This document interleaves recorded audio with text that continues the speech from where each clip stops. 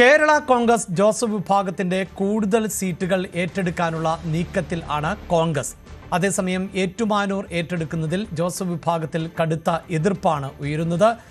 ഇതുവരെയും അനൗദ്യോഗികമായ ചർച്ചകൾ ആണ് നടന്നുകൊണ്ടിരുന്നത് എങ്കിൽ ഇനിയിപ്പോൾ കോൺഗ്രസ് ഈ ഘടകകക്ഷികളുമായി ഔദ്യോഗികമായ ചർച്ചകളിലേക്ക് കടക്കുകയാണ്. വരും ദിവസങ്ങളിൽ തന്നെ ഈ ചർച്ചകൾ പൂർത്തിയാക്കി സ്ഥാനാർത്ഥി പട്ടിക തയ്യാറാക്കുക എന്ന വലിയ ഉദ്യമത്തിലേക്ക് പോകുന്നു. വാർത്തയുടെ വിശദാംശങ്ങളുമായി ശ്രീജിത്ത് ആണ് ചേരുന്നത്.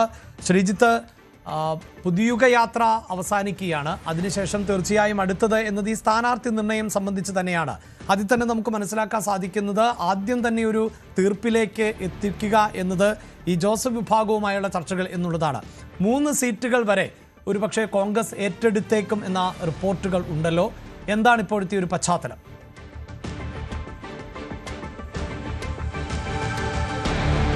അഭിലാഷ്, തീർച്ചയായും ജോസഫ് ഗ്രൂപ്പ് ആകെ വെട്ടിലായിരിക്കുന്നു, പ്രതിസന്ധിയിലായിരിക്കുന്നു എന്നുള്ളതാണ്. കോൺഗ്രസ് ഏതാണ്ട് ഫലത്തിൽ ഈ നിലയിൽ സീറ്റ് എടുത്താൽ ജോസഫ് ഗ്രൂപ്പിനെ വെട്ടിനിരത്തുന്ന ഒരവസ്ഥയിലേക്ക് കാര്യങ്ങൾ പോകും എന്ന് തന്നെ കണക്ക് കൂട്ടേണ്ടി വരും. ഏതാണ്ട് ഏറ്റുമാനൂർ സീറ്റ് ഏറ്റെടുക്കാൻ തന്നെ കോൺഗ്രസ് നേരത്തെ തന്നെ തീരുമാനിച്ചതാണ്. ഇപ്പോൾ ഉണ്ടായിരിക്കുന്ന പുതിയ പ്രതിസന്ധി ഏറ്റുമാനൂർ സീറ്റ് ഏറ്റെടുക്കുമെന്ന് മാത്രമല്ല, പകരം പൂഞ്ഞാറ് ചോദിച്ചിരുന്നു ജോസഫ് ഗ്രൂപ്പ്, പകരം സീറ്റും നൽകില്ല എന്നതാണ്. അതായത് സീറ്റുകളുടെ എണ്ണം ഫലത്തിൽ ജോസഫ് ഗ്രൂപ്പിന് കുറയുന്ന നിലയിലേക്ക് കാര്യങ്ങൾ എത്തിച്ചേരും. ഇത് മാത്രമല്ല, ചങ്ങനാശ്ശേരിയും കുട്ടനാടും എല്ലാം സമാനമായ രീതിയിൽ, ഇടുക്കിയും ഒക്കെ സമാനമായ രീതിയിൽ ഏറ്റെടുക്കാനാണ് കോൺഗ്രസിന്റെ ഒരു നീക്കം നടക്കുന്നത്. ജോസഫ് ഗ്രൂപ്പ് ചില പ്രതിരോധം നടത്തുന്നുണ്ട്. ഇതിന്റെ പക്ഷേ പ്രധാന പ്രതിസന്ധി ശക്തരായ സ്ഥാനാർത്ഥികൾ, ജനസമ്മതിയുള്ള സ്ഥാനാർത്ഥികൾ അതാത് സ്ഥലങ്ങളിൽ ജോസഫ് ഗ്രൂപ്പിന് ഇല്ല എന്നാണ് കോൺഗ്രസ് ചൂണ്ടിക്കാട്ടുന്നത്. എന്നാൽ ജോസഫ് ഗ്രൂപ്പ് അങ്ങനെയല്ല പറയുകയും ചെയ്യുന്നത്. എന്തായാലും ഒരു കാര്യം ഉറപ്പാണ്, സീറ്റുകൾ പരമാവധി ഏറ്റെടുക്കാനുള്ള നീക്കം തന്നെ കോൺഗ്രസ് നടത്തുന്നു. പുതിയുഗ യാത്ര നാളെ സമാപിക്കുന്നതോടുകൂടി തൊട്ട് പിന്നാലെ ചർച്ചകളിലേക്ക്, സീറ്റ് വിഭജന ചർച്ചകളിലേക്ക്, ഉഭയകക്ഷി ചർച്ചകളിലേക്ക് വീണ്ടും മുന്നണി കടക്കും എന്നാണ് മനസ്സിലാക്കാൻ സാധിക്കുന്നത്. ഇത് ജോസഫ് ഗ്രൂപ്പിനുള്ളിൽ വലിയ പൊട്ടിത്തെറിയിലേക്ക് തന്നെ കാര്യങ്ങൾ പോകുന്നു. പ്രത്യേകിച്ച് ഏറ്റുമാനൂരിലും പൂഞ്ഞാറിലും ഒക്കെ നോക്കി കാത്തിരിക്കുന്ന ഒരുപാട് സ്ഥാനാർത്ഥികളുണ്ട്. നമുക്കറിയാം, നേരത്തെ തന്നെ ജോസ് കെ മാണി വിഭാഗം ഇവരെ വീണ്ടും ഇപ്പുറത്തേക്ക് ക്ഷണിച്ചതാണ്. കാരണം ജോസ് കെ മാണി വിഭാഗത്തിന് എന്തായാലും 12 സീറ്റ് കിട്ടുന്ന സാഹചര്യം ഉണ്ടായിട്ടുണ്ട്. ഒരു സീറ്റ് കൂടെ വേണമെന്ന് അവർ ആവശ്യപ്പെട്ടിട്ടുണ്ട്. അങ്ങനെ താരതമ്യം ചെയ്യുമ്പോൾ, കേരള കോൺഗ്രസുകളുടെ ശക്തികൾ വെച്ച് താരതമ്യം ചെയ്യുമ്പോൾ സീറ്റുകളുടെ എണ്ണം കൂടുതൽ കിട്ടുന്നത്, പ്രത്യേകിച്ച് ഭരിക്കുന്ന ഒരു മുന്നണിയായിട്ട് പോലും ഇടതുമുന്നണിയിൽ ജോസ് ഗ്രൂപ്പിന് കൂടുതൽ സീറ്റ് കിട്ടുന്ന നിലയിലേക്ക് കാര്യങ്ങൾ വരുന്നത് ജോസഫ് ഗ്രൂപ്പിനെ അങ്കലാപ്പിലാക്കിയിട്ടുണ്ട്. മാത്രമല്ല, തെരഞ്ഞെടുപ്പ് തൊട്ട് മുന്നിൽ നിൽക്കുമ്പോൾ പല നേതാക്കളെയും ഒപ്പം കൂട്ടാനുള്ള ശ്രമവും ജോസ് കെ മാണി വിഭാഗം നടത്തുന്നുണ്ട്. തറവാട്ടിലേക്ക് ക്ഷണിച്ചത് ജോസഫ് വിഭാഗം തള്ളിക്കളഞ്ഞെങ്കിൽ പോലും ഇപ്പുറത്ത് അത്തരം സീറ്റ് മോഹികളായ ആളുകളുണ്ട്. അവരെ ഒപ്പം എത്തിച്ച് ജോസഫ് ഗ്രൂപ്പിനൊരു തിരിച്ചടി നൽകാനുള്ള നീക്കമാണ് ഫലത്തിൽ ജോസ് കെ മാണി വിഭാഗം നടത്തുന്നത്.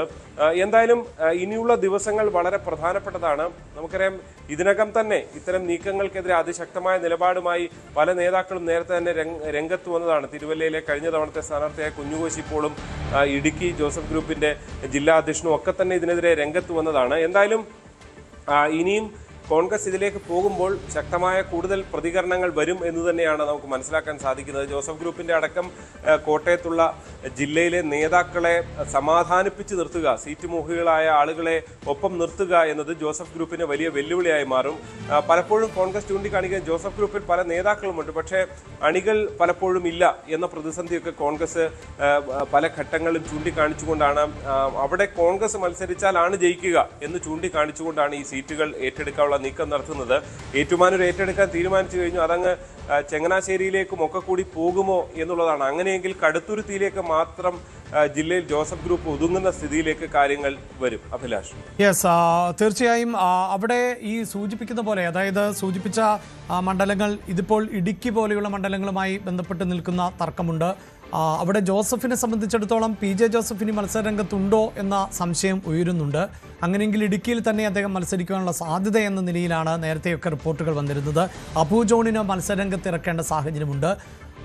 ഒരുപക്ഷെ പ്രതീക്ഷിക്കുന്ന ആളുകൾക്ക്, അല്ലെങ്കിൽ ജോസഫ് ഗ്രൂപ്പിനോടൊപ്പം നിൽക്കുന്ന ആളുകൾക്ക് സീറ്റുകൾ ലഭിക്കാത്തൊരു സാഹചര്യം കൂടി അവിടെ സൃഷ്ടിക്കപ്പെടില്ലേ ശ്രീജിത്ത്? അത് പാർട്ടിക്കുള്ളിൽ ഈ അതൃപ്തരായ ആളുകൾ പാർട്ടി വിട്ടു പോകുവാനുള്ള ഒരു സാധ്യതയോ, അല്ലെങ്കിൽ ജോസ് കെ മാണി വിഭാഗത്തിലേക്ക് പോകുവാനുള്ള സാധ്യതയോ, അത്തരമൊരു സാധ്യത കൂടിയല്ലേ ഈ സീറ്റുകൾ വിട്ടു നൽകേണ്ടി വരുമ്പോൾ രൂപപ്പെടുന്നത്? അപ്പോൾ അതിനെ രമ്യമായി പരിഹരിക്കാൻ ജോസഫിന് സാധിക്കുമോ?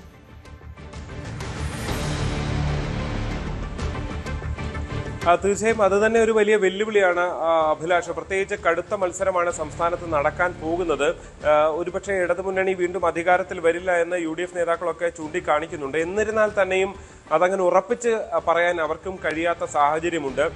അവിടെയാണ് ഈ ഒപ്പം നിൽക്കുന്ന നേതാക്കളുടെ ചാഞ്ചാട്ടം ഒരുപക്ഷെ വലിയ വെല്ലുവിളിയാകാൻ തന്നെ സാധ്യത. ഇതിനകം തന്നെ ഇപ്പോൾ ഏറ്റുമാനൂർ സീറ്റൊക്കെ ജോസഫ് ഗ്രൂപ്പ് നേരത്തെ മത്സരിച്ചിരുന്ന സീറ്റാണ്, ചങ്ങനാശ്ശേരി മത്സരിച്ചിരുന്ന സീറ്റാണ്. ഈ സീറ്റുകളൊക്കെ പോയാൽ ഈ സീറ്റുകളൊക്കെ നോക്കി അവിടെ ഇതിനകം തന്നെ കഴിഞ്ഞ 1-2 വർഷമായി തന്നെ ആ സീറ്റുകൾ നോക്കി പലരും പല നീക്കങ്ങളും നടത്തിയതാണ്. സഭകൾ കേന്ദ്രീകരിച്ചൊക്കെ നീക്കങ്ങൾ നടത്തിയവരാണ്. ഇപ്പൊ ഏറ്റുമാനൂരിൽ തന്നെ 3-4 സ്ഥാനാർത്ഥികൾ ജോസഫ് ഗ്രൂപ്പിൽ തന്നെ സീറ്റ് മോഹികളായി കാത്തു നിൽക്കുന്നുണ്ട്. തൊട്ടിപ്പുറത്ത് ചങ്ങനാശ്ശേരിയുടെ അവസ്ഥ അതാണ്. ഇനി അതല്ല, ഏറ്റുമാനൂർ ഏറ്റെടുത്ത് അപ്പുറത്ത് പൂഞ്ഞാറോ കാഞ്ഞിരപ്പള്ളിയോ ഒക്കെ കിട്ടുകയാണെങ്കിൽ എന്ന് കരുതിക്കൊണ്ട് അവിടെ മോഹിക്കുന്നവരുണ്ട്. പക്ഷെ കോൺഗ്രസ് ഒരു കടുത്ത നിലപാടിലേക്ക് പോകുന്നു. പ്രത്യേകിച്ച് VD സതീശന്റെ ഒരു ശൈലി അത്തരം വളരെ ശക്തമായ നിലപാടാണ്. അതാണ് അദ്ദേഹം ചൂണ്ടിക്കാണിച്ചത്. വിജയസാധ്യത മാത്രമാണ് മാനദണ്ഡം എന്ന്. അത് ജോസഫ് ഗ്രൂപ്പ് നേതാക്കളും PJ ജോസഫ് ഉൾപ്പെടെയുള്ളവരും ചൂണ്ടിക്കാണിക്കുന്നുണ്ട്. ഇപ്പോൾ അവർ അണികളെ ഒരുപക്ഷെ സമാധാനപ്പെടുത്തുന്ന നിലയിൽ 10 സീറ്റ് തന്നെ വേണം എന്നൊക്കെ പറയുന്നുണ്ടെങ്കിൽ പോലും അവസാനം ഒരു വിട്ടുവീഴ്ചയ്ക്ക് തയ്യാറാകേണ്ടി വരും എന്ന് അവരും തിരിച്ചറിയുന്നുണ്ട്. അത് 10 സീറ്റ് എന്നുള്ളത് ആദ്യഘട്ടത്തിൽ 6 സീറ്റിലേക്ക് ഒതുങ്ങുമെന്നായിരുന്നു കേട്ടിരുന്നത്.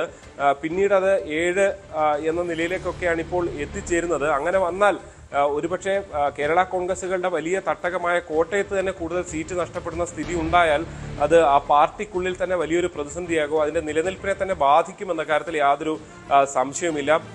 സമാനമാണ് കുട്ടനാട് സീറ്റിന്റെയും കാര്യം. കുട്ടനാട് സീറ്റ് മോഹിച്ച് പലരും എത്തുകയും അവരും കോൺഗ്രസിന്റെ സ്ഥാനാർത്ഥിയാകാൻ നിൽക്കുന്നവരും തമ്മിലുള്ള തർക്കങ്ങളും ഒക്കെ അനിൽ ബോസിന്റെ ഒക്കെ ഫേസ്ബുക്ക് പോസ്റ്റിലൂടെയൊക്കെ നമ്മൾ കണ്ടതാണ്, നേരത്തെ ചർച്ച ചെയ്തതുമാണ്. അങ്ങനെ മുന്നണിക്കുള്ളിൽ ഒരുപക്ഷെ മധ്യ കേരളം അവരുടെ ഒരു ശക്തി കേന്ദ്രമാണ്. അവിടെയാണ് വലിയൊരു പ്രതിസന്ധി അവർക്ക് മുന്നിൽ രൂപപ്പെട്ടിരിക്കുന്നത്.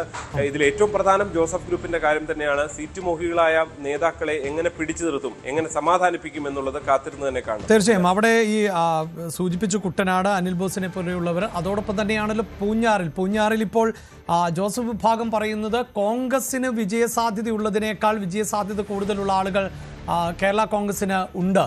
അതുകൊണ്ട് തന്നെയാണല്ലോ പൂഞ്ഞാർ ആവശ്യപ്പെടുന്നത്. പക്ഷേ നിലവിലെ സാഹചര്യത്തിൽ അങ്ങനെയും അത് വിട്ടു നൽകുകയുമില്ല. അപ്പോൾ ഫലത്തിൽ ഏതെങ്കിലും മണ്ഡലം പകരമായി PJ ജോസഫ് ഗ്രൂപ്പിന് ലഭിക്കാൻ പോകുന്നില്ല. ഒപ്പം നിലവിലെ മണ്ഡലങ്ങൾ 3 മണ്ഡലങ്ങൾ എങ്കിലും നഷ്ടമാകുന്ന സാഹചര്യവും അതല്ലേ ഫലത്തിൽ സൃഷ്ടിക്കപ്പെടാൻ പോകുന്നത്?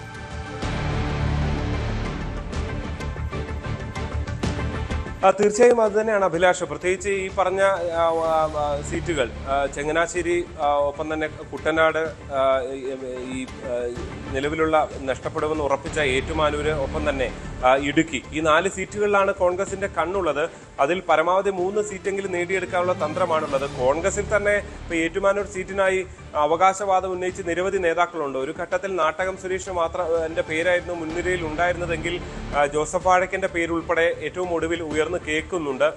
തൊട്ടിപ്പുറത്ത് PK വൈശാഖിനെ പോലുള്ളവർ സ്ഥാനാർത്ഥിയായാൽ, കുമരകത്ത് നിന്ന് ജില്ലാ പഞ്ചായത്തിലേക്ക് ജയിച്ച വൈശാഖ് സ്ഥാനാർത്ഥിയായാൽ ആ മണ്ഡലം പിടിക്കാമെന്ന് കരുതുന്നവരുണ്ട്. ഗോപകുമാറിന്റെ പേരുണ്ട്. അങ്ങനെ കോൺഗ്രസിലും ഈ സീറ്റ് തങ്ങൾക്ക് കിട്ടും എന്ന് മുന്നിൽ കണ്ടുകൊണ്ടുള്ള നീക്കം അതിശക്തമായി തുടരുന്ന കാഴ്ചയാണ് നമുക്ക് കാണാൻ സാധിക്കുന്നത്. എന്തായാലും കോൺഗ്രസിനെ സംബന്ധിച്ച് പരമാവധി സീറ്റുകൾ വിജയസാധ്യത നോക്കിക്കൂടി ഏറ്റെടുക്കുക എന്നുള്ളതാണ്. ഇപ്പോൾ പൂഞ്ഞാറിന്റെ കാര്യത്തിൽ ജോസഫ് ഗ്രൂപ്പ് ചൂണ്ടിക്കാണിക്കുന്ന ഒരു പ്രധാനപ്പെട്ട കാര്യം, കഴിഞ്ഞ തവണ മത്സരിച്ചത് കോൺഗ്രസിന്റെ ജില്ലാ അധ്യക്ഷൻ ആയി പ്രവർത്തിച്ചിരുന്ന ടോമി കല്ലാനി തന്നെയാണ്. പക്ഷെ അദ്ദേഹം 3ാം സ്ഥാനത്തേക്ക് പോകുന്ന സാഹചര്യമുണ്ടായി.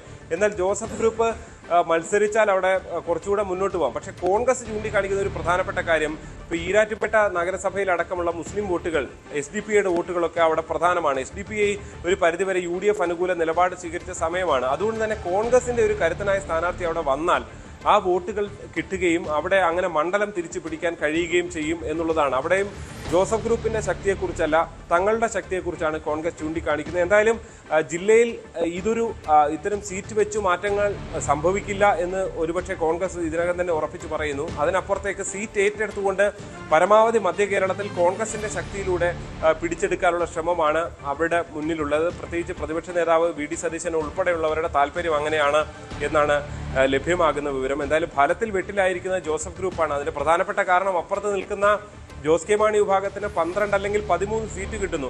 അതൊരു ചെറിയ കാര്യമല്ല. ലയിച്ചു നിന്ന കേരള കോൺഗ്രസിന് പോലും 15 സീറ്റാണ് ഉണ്ടായിരുന്നത്. ആ ഘട്ടത്തിലാണ് ഏതാണ്ട് 12 അല്ലെങ്കിൽ 13 സീറ്റ് ജോസ് കെ മാണി വിഭാഗത്തിന് ഇടതുമുന്നണി, ഭരണത്തിലുണ്ടായിരുന്ന ഇടതുമുന്നണി കൊടുക്കുന്നത്, കഴിഞ്ഞ തവണ തന്നെ കൊടുത്തത്.